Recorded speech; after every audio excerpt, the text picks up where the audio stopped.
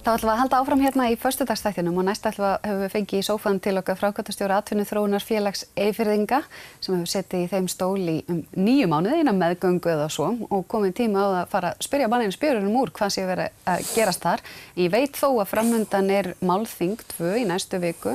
Annars vegar málþing uppbyggingu starfsstöðva á landsbyggðunum og hins vegar raforkumál og við ætlum að tala það og ýmislegt fleira. Velkomin í sófann. Já, þakka fyrir. Bara svona til þess að byrja með, þú varst framkvæmdastjóri Norðlenska kjötfyrirtækisins og ferði yfir í þennan geira núna. Hvernig það að fara inn í þetta umhverfi úr fyrirtækjabransanum? Það náttúrulega mjög mikið breyting að koma úr 200 manna fyrirtæki yfir í 3 manna fyrirtæki. Bara það eitt sér. Þetta er víðtækara, þú ert að horfa meir yfir, taka þátt í miklu fjölbreyttari verkefnum og kannski ekki endilega kafa mjög djúpt í þau, heldur erum við svona kannski að vinna á yfirborðinu og koma hlutum á stað og í gang og aðstoða menn við að vinna sig áfram. Hvert megin hlutverk Atvinnuþróunarfélagsins? Að stuðla að uppbyggingu atvinnu á svæðinu. Vinnum fyrir öll sveitarfélögin hérna við Eyjafjörð og við erum að leita tækifærum og til þess að við finnum eða fáum möguleika að koma tækifærum til okkar þá verða innviðir í lagi. Þannig að við erum mikið að vinna tengslum við innviði eins og raforku og hér sjúkrahús og Akureyri býr við mjög góða innviði en raforkan kannski okkar mesti akkillesarhæll. Það er svona stóra málið, ef þú ættir að velja eitt, þá væri það raforkuflutningar. Já, þetta í raun ótrúlegt að Ísland þetta orkuland að Norðurland býr við frekar litla raforku. Henni reyndar aðeins misskipt, það mikið raforku náttúrulega sem fer í stóriðjuver á Austurlandi en það frá Kárahnjúkavirkjun en á öðru leyti ekki stórar virkjanir hér á Norðurlandi og í raun erum við að búa þar með við verra afhendingaöryggi og lélegra daprara raforkusamband heldur en aðrir partar landsins. Og hvaða máli skiptir þetta? Því einhverju getur nú sagt tilbúið nú hana bara út á landi og þurfum við ekkert eitthvað að hafa þetta og er verið að tala þá stóriðju og svo framvegis? Já, við heyrum alltaf að af hverju verið að framleiða eða dreifa svona mikilli orku þetta ekki bara fyrir stóriðjuna en það þannig að Suðurlandið og Norðurlandið mjög illa tengt. Þessi gamla byggðalína sem kölluð, hún komin mjög til ára sinna og hún flytur ekki nóg rafmagn til þess að sinna stóru svæði eins og Eyjafjarðarsvæðinu samt erum við ekki orkufrekt svæði. En ef við að tala svona í bara bottom line fyrirsagnastíl, hversu mikilvægt þetta mál? Fyrir alla atvinnu uppbyggingu skiptir það gríðarlegu máli. Og hvað ef ekki verður breyting á? Þá þurfum við að fara að hugsa í öðruvísi lausnum. Við þurfum að helst að minnka þá sem að nota mjög mikið raforku og finna þá aðra leiðir til að spara raforku notkun. Við erum að vinna orkuskiptum og fara yfir í aukið rafmagn. Þannig að það alltaf skrítið að tala að spara orku þegar við erum að reyna að fara úr olíu yfir í rafmagn í auknum mæli. Já. En við getum alltaf að spara rafmagnið til dæmis með LED-ljósum og á margan hátt hægt að spara. En á sama tíma erum við að reyna að rafvæða bifreiðaflotan okkar. Svoleiðis að það skiptir öllu máli að við séum með miðlæga dreifingu á öllu rafmagni framleitt á Íslandi. Þannig að við búum við sama afhendingaöryggi og sömu gæði á rafmagni eins og höfuðborgarsvæðið. Höfuðborgarsvæðið gríðarlega vel orkuvætt og vel orkutengt. Á miðvikudaginn í næstu viku þá standið þið fyrir málþingi og síðan Eyþing fyrir málþingi sama dag. Ykkar hluti kallast ávinningur af uppbyggingu starfsstöðva á landsbyggðunum, spurningamerki. Hvað eru það að hugsa þarna? Við erum að horfa dálítið til fyrirtæki sem hafa fjölgað störfum á landsbyggðunum. Það ríkiskattstjóri framalega. Þeir hafa byggt upp starfsstöð hér á Akureyri, ráðið margt háskólamennta-fólk og þeir hafa sett sér markmið að rafvæða það sem þeir geta, eða tölvuvæða það sem þeir geta tölvuvætt og þeir hafa sett sér þau markmið virðist vera að veita þjónustu gegnum síma eða tölvu á skilvirkan hátt og að sérhæfa sig í því að það skiptir kannski ekki máli hvar sá sem svarar tölvu eða síma hann getur verið á Akureyri eða í Reykjavík. Og ég held að það felist í þessu tækifæri fyrir fyrirtækin að hafa dreifða starfsemi. Já. Þannig að þetta getur verið þessi gamla umræða störf án staðsetninga sem einhvern tíðan var fleygt hérna fram fyrir einar kosningarnar. Getur það líka verið, þar að segja starfsstöðvar ríkisins annars vegar en hins vegar hefur maður stundum velt því fyrir sér þurfa allir starfsmenn, allra ráðuneyta og allra opinberra stofnana endilega vera búsettir í Reykjavík eða mætti auglýsa bara þú mátt búa þar sem þú vilt. Það er bara þetta starf í boði. Já. Hvort sem það er í Reykjavík eða bara á Höfn eða Ísafirði?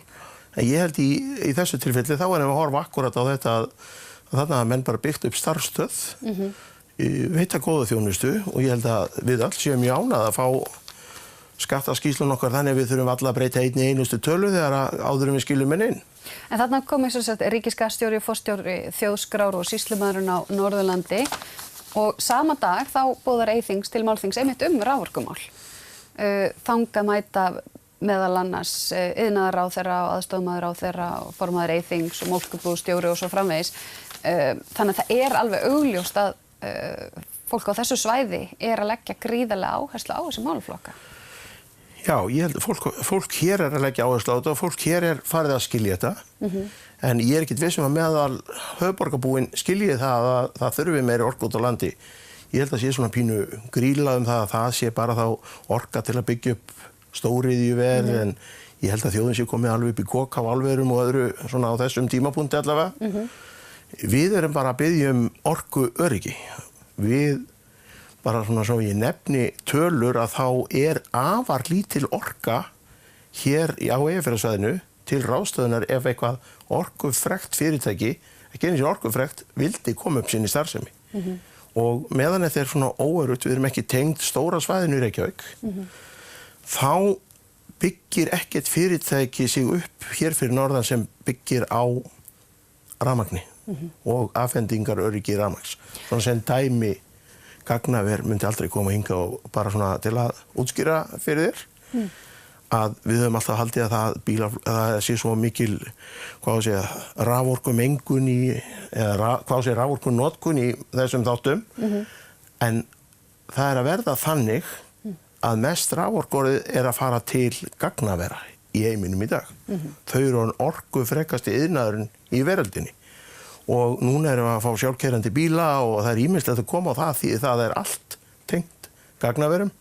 Þannig að þetta er svona gerlagróðisvöxtur á þessari notkun. Þannig að þeir þurfa að koma þessum gagnaverum upp og þá eru köld lönd eins og Ísland þar sem við erum búið með kalt loftslag.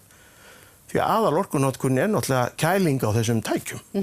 En við hefum ekki kost á því eins og Ég hef stundum velti fyrir mér að því að það er mikil umræða í höfuðborginni það búa 2/3 þjóðarinnar bara á höfuðborgarsvæðinu. Við erum 1/3 hérna restinn og það er verið að tala að bara fólk vill búa þar og og þá fyrir maður að hugsa af hverju og allt þetta og þar er húsnæðisverð að rjúka upp, sjúkrahúsin eru full á sama tíma og það er laus húsnæði og sjúkrahúsrými annars staðar á landinu.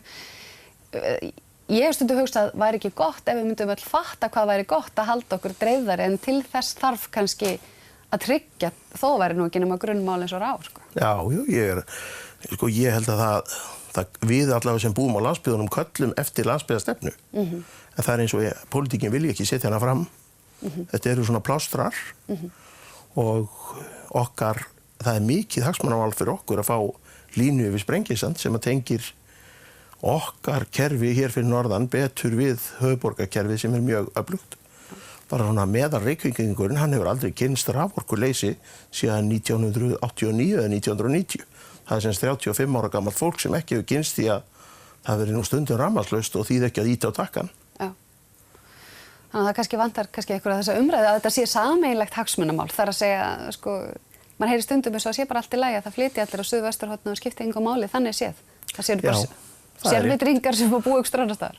Það er alveg rétt hjá þér og þetta í raun ýtir undir að fólk fari því að þetta þýðir að það er erfiðara að skapa störf.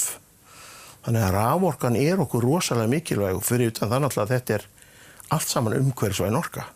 En það er ekki bara orkuframleiðslan, við erum með nóga orku í raun í framleiðslu, en það vantar að byggja dreifikerfið.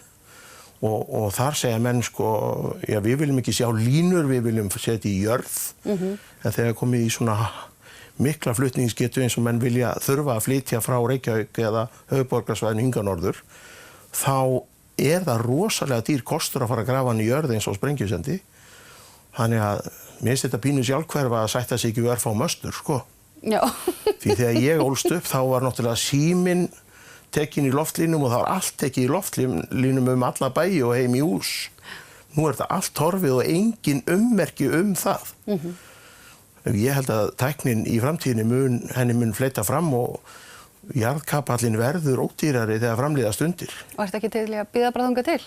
Já, ég segi það, mér finnst svona þess fyrir, við verðum að forgangsraða peningunum í hvað við notum á og þjóðin hefur verið dálítið uppnumin að því að sinna sjúkrahúsum og sinna heilbrigðisþjónustu, en við gerum ekki allt allstaðar.